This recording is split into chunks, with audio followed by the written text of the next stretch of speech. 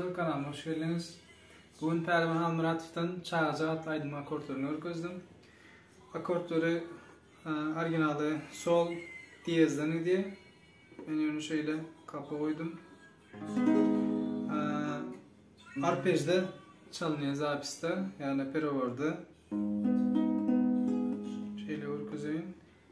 Bir 6. kırıştan, bir 5'ten, bir 6'dan, bir 5'ten çalışırıp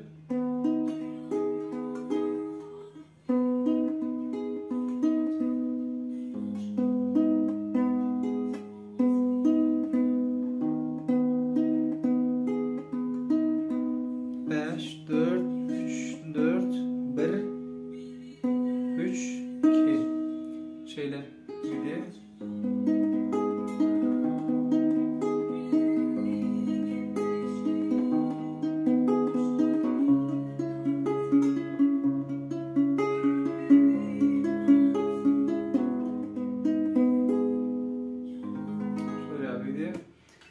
Aydım akortları 3 akortta çalıp böyle yöne zapiste bunlar yani koşmuş akortların çalınan siz eğer terzi başlanlar şu 3 nemede de çalabilirsiniz, akortta da çalabilirsiniz.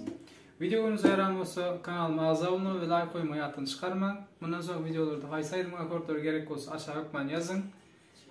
Şimdiki videoları görüşürüz. Hoşçakalın.